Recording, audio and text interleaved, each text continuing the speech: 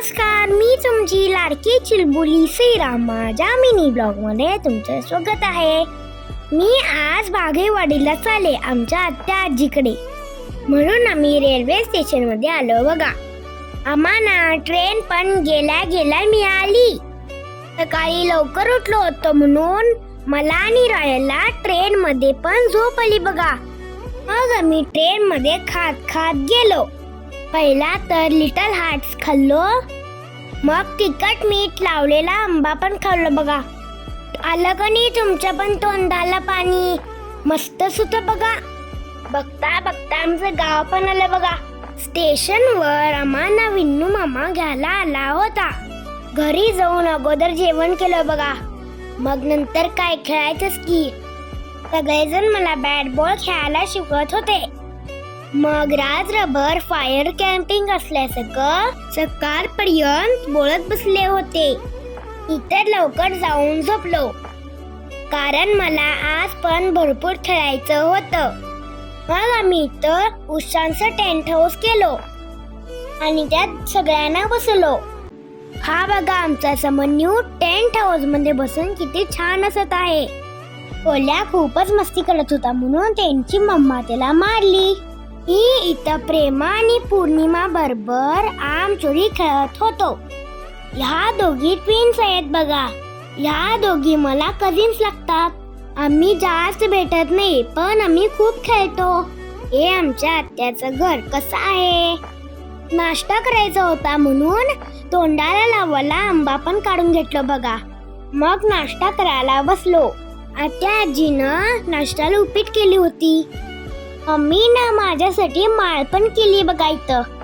मग मी परत खेळायला गेले. या बकऱ्याच्या पिल्लानी तर मला खूपच जमवले बघा. माझ्या हातातच गावात नव्हते की होते. खूपच फास्ट पळत होते. मग इथं आमच्या आत्याला कोथिंबीर पाहिजे होती म्हणून आम्ही कोथिंबीर काढायला गेलो. किती छान हिरवीगार कोथिंबीर आहे बघा. हे आमच्या आत्याचं फार्म हाऊस. यामध्ये कोंबड्या, बकरी आणि म्हशा पण आहेत. मग आम्ही आत्याच्या विहिरीकडे गेलो. विहीर तर सुकूनच गेली होती बघा. इथं चिमण्याने बांधलेली घरटी वाऱ्यानं विहिरीत पडली होती बघा.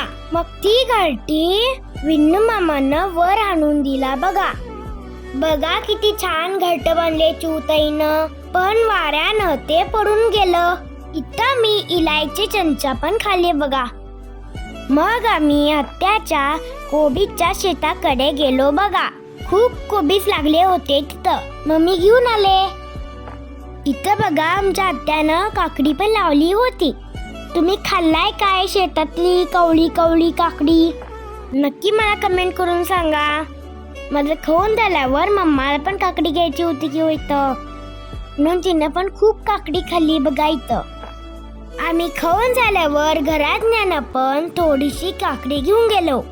त्यानंतर तिथं खूप मोठं वादळ आलं होतं बघा. मी झोपले होते म्हणून मला काहीच माहीत पडलं नाही.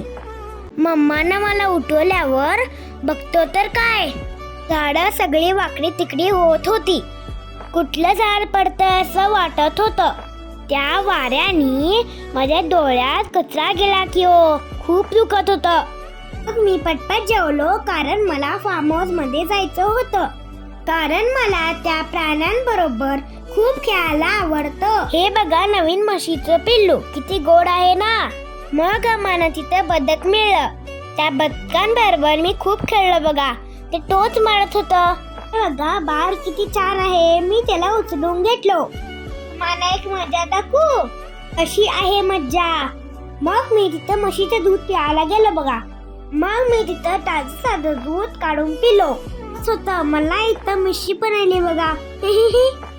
मग आम्ही इथं झाडाचं पपई पण खाल्लं बघा. इथं तर नुसतं खायचंच होत होतं.